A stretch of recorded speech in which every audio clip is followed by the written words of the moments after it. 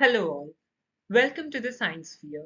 So today we will be discussing about the parts of a flower and the process of pollination. So let's explore what pollination is and the role of pollinators. So what is today's roadmap? So firstly we will be discussing about the parts of a flower, then move on to pollination, then we will be discussing about pollinators, insect and wind, and lastly we will be discussing about the importance of insects. So now let us understand about the buzzing bumblebees. So did you know that bumblebees buzz when visiting flowers? तो bumblebee क्या होता है? एक मधुमक्खी. तो जब मधुमक्खी एक फूल में आती है और वो बज करती है तो फूल पोलन ग्रेन्स को रिलीज करती है जो पोलन ग्रेन्स बम्बलबीज के बॉडी से चिपक जाती है. अब वही बम्बलबी जब दूसरे फ्लावर पे जाएगी तो वो पोलन ग्रेन्स उस फ्लावर के स्टिग्मा पर जाके चिपक जाती है जिसकी वजह से पॉलिनेशन अकर होता है.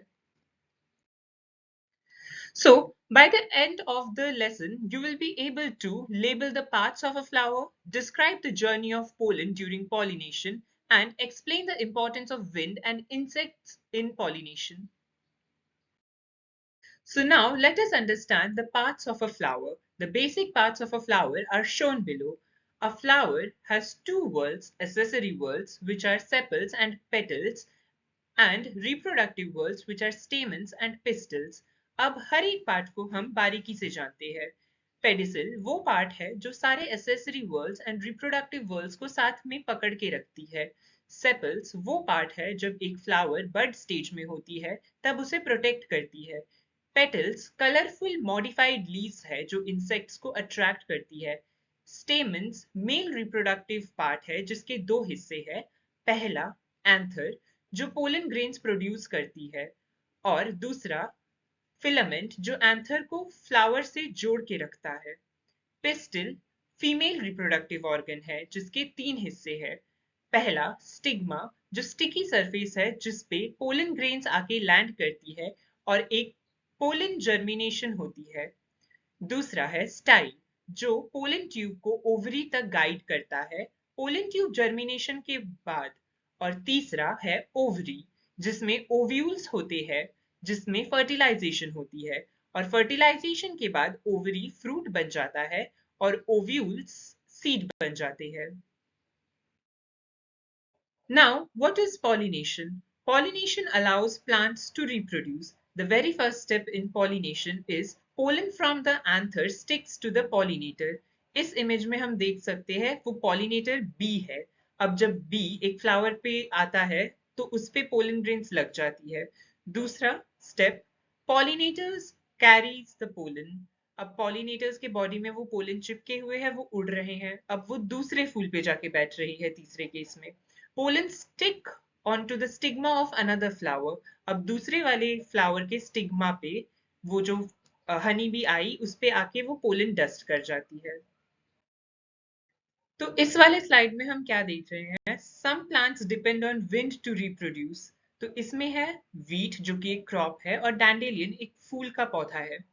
इनमें क्या होता है जब भी कोई हवा का झोंका आता है इनके पोलन ग्रेन्स उड़ जाते हैं और दूसरे फूल में जाके गिरते हैं तो ये होते हैं विंड से पॉलिनेट.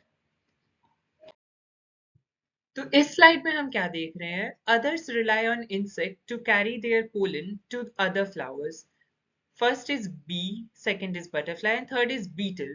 तो ये क्या होते हैं? ये जो इंसेक्ट्स होती है ये एक फूल में बैठती है पोलन्स को अपने बॉडी पे चिपका लेती है. अब वही वाली इंसेक्ट दूसरे फूल पे जाती है और अपने पोलन को डस्ट कर देते हैं उनके स्टिग्मा पर जिसकी वजह से फर्टिलाइजेशन होती है.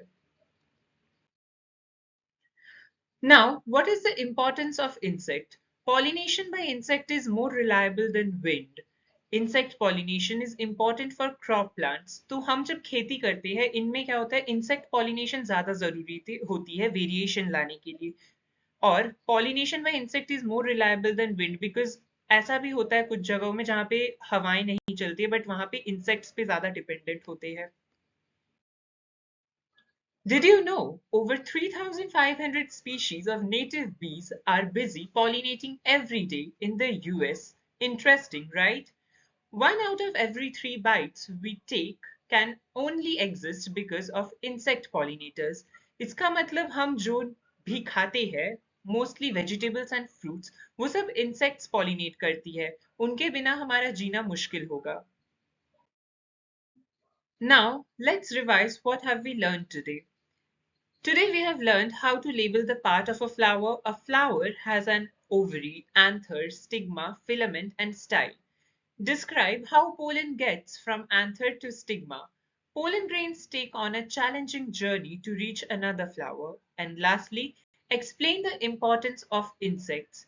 Insects are more reliable and faster pollinators than wind. Be a little helper.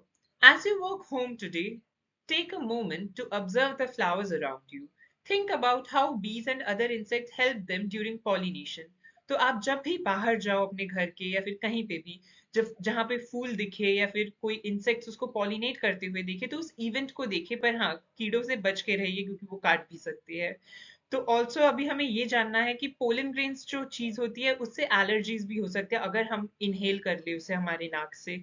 So be aware of the pollens. Keep learning and subscribe to the science fair. Thank you.